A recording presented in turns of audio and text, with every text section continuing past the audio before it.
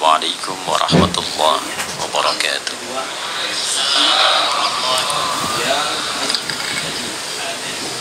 Alhamdulillah. Alhamdulillahi wa kafa. Wassalatu wassalamu ala rasulillahil mustafa wa ala alihi wa sahbihi wa dhurriyyatihi wa ummatihi wa man wafa wa ba'd. Teman-teman sekalian, dalam bahasa Arab, seorang yang telah lapang sehingga menerima apapun dia siap melakukannya, maka dalam bahasa Arab itu disebut dengan marhaban namanya. Dari kata rahiba yarhabu. Jadi kalau orang Arab mengatakan marhaban ya akhi, selamat datang ya saudaraku, menyambut tamu misalnya, itu maksudnya saya betul-betul lapang menerima Anda. Silahkan, apapun yang Anda inginkan di sini boleh. Mau duduk silahkan, makan silahkan. Maka mereka mengatakan nazaltum ahlan wa halaltum sahlan. Disingkat ahlan wa sahlan. Nazaltum ahlan, Anda tiba di sini anggap rumah sendiri. Ya, nah, rumah sendiri kan juga tidak harus seperti yang punya rumah ya. Ya, silahkan makan, minum, tapi kan ngepel enggak ya? Ya, nyapu enggak ya? Jadi silahkan nikmati senyamannya. Halaltum ya, dan apa yang Anda sekarang mau nikmati semua halal. Silahkan. Itu orang mengatakan marhaban.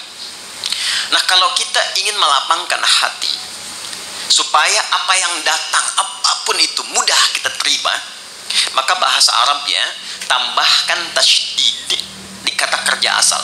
Dari rahiba jadi rahaba. Yurahibu. Sifatnya disebut dengan tarhib. Maka dari sini kenapa muncul istilah tarhib Ramadan? Tarhib itu asalnya usaha untuk melapangkan hati seluas-luasnya sehingga siap menerima dan menyambut apapun yang akan dihadapi kemudian. Jika tarhib ini dilekatkan dengan Ramadan, maka memberikan kesan upaya untuk melapangkan keadaan hati dan jiwa sehingga ketika Ramadan datang sebagai tamu istimewa itu, apapun yang diperintahkan siap untuk dilakukan. Itu gambarannya. Nah, sekarang apa materi tarhib Nabi Sallallahu Alaihi Wasallam yang pernah beliau sampaikan kepada sahabatnya yang menjadi kurikulum untuk diwariskan sehingga dengan warisan ini setidaknya mendekati kualitas para sahabat-sahabat ataupun tabi'in di era itu yang bisa kita capai di masa-masa yang berbeda. Yang pertama, saya cepat. Di sini ada ibu ya. Nah, jadi saya sapanya Bapak Ibu kan. Baik, Bapak Ibu hadirin sekalian. Yang pertama, penting diketahui bahwa goal dari Ramadan itu ada 3. Jadi seseorang disebut berhasil melewati pendidikan Ramadan bila setidaknya dia bisa mendapatkan 3 goal yang diharapkan yang langsung Allah tuangkan dalam Al-Quran. Di ayat 183. Jadi Ramadan desainnya dihadirkan oleh Allah ibadah selama sebulan. Nanti harapan pertamanya ditujukan supaya membentuk karakteristik setiap muslim itu yang memiliki ketakwaan personal yang tinggi.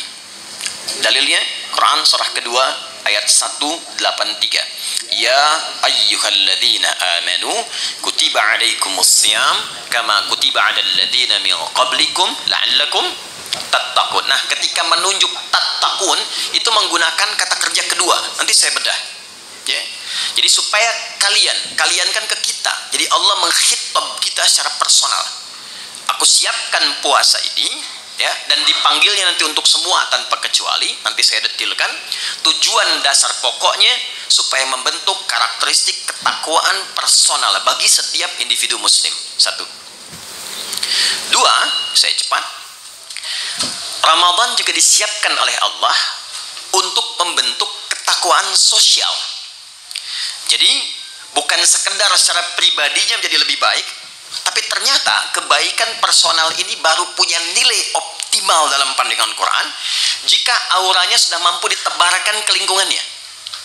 Karena itu puasa nggak biasa nanti desainnya.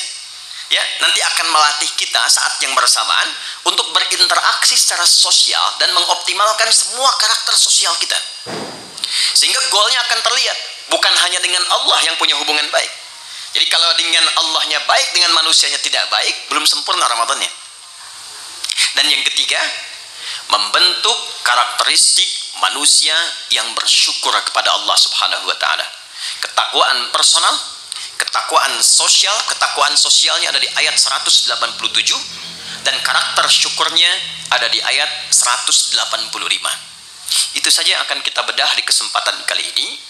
Jadi yang pertama, kita mulai dari segi ketakwaan personal. Ya. Takwa secara personal. Dalilnya Quran surah kedua ayat 183. Pelan-pelan. Ya ayyuhalladzina amanu kutiba alaikumus siyam kama kutiba alal ladzina min qablikum la'allakum tattaqun. Apa yang dimaksud dengan ketakwaan personal? Ini dulu. Bapak Ibu, teman-teman sekalian, bila terdapat kata takwa di dalam Al-Quran, itu setidaknya disebutkan derivasinya sebanyak 240 kali. Nah, desainnya terbagi pada 3 bagian.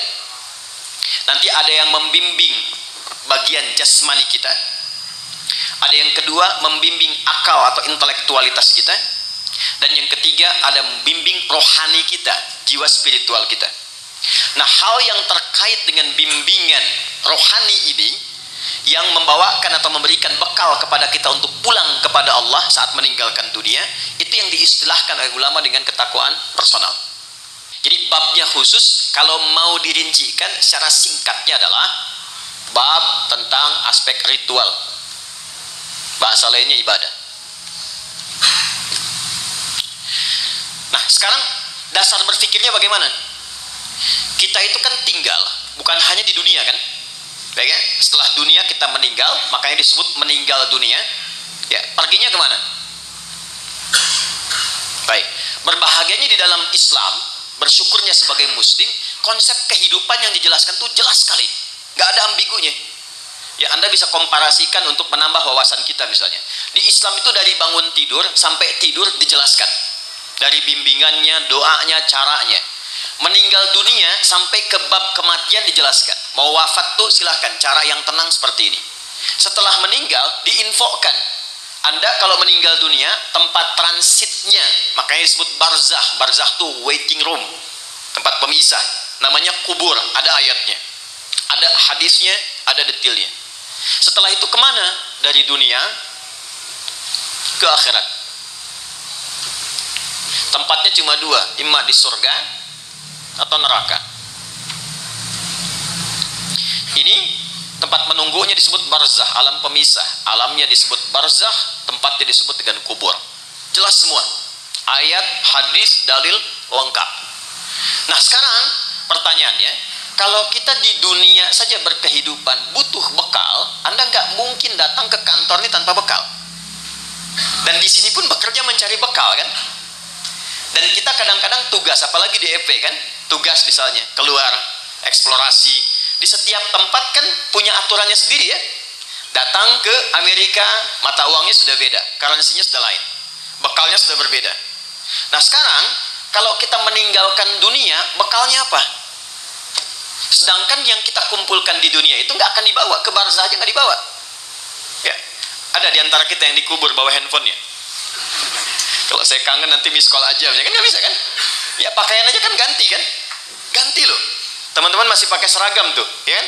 Seragamnya saat ke alam kubur kan beda kan? Ya kan? Nggak ada kantongnya loh Pak. Boleh dicek nanti tuh, ya.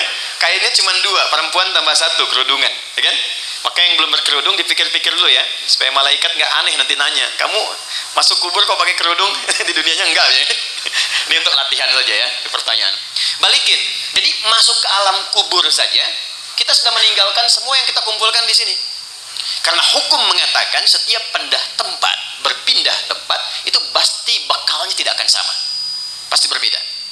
Hukum ini berlaku fitrah saat berpindah kemanapun, apalagi berpindah ke sini dan ke sini. Maka pertanyaannya, bekal apa yang kita bawa saat berpindah dari dunia? Nah, Inilah yang kita siapkan sejak berada di dunia, supaya saat pindah ke sini sudah siap. Maka Allah kemudian menurunkan kepada kita usaha-usaha personal selain yang kita kerjakan dalam kesibukan dunia, untuk menyiapkan bekal akhirat. Bekal inilah yang disebut dengan ibadah.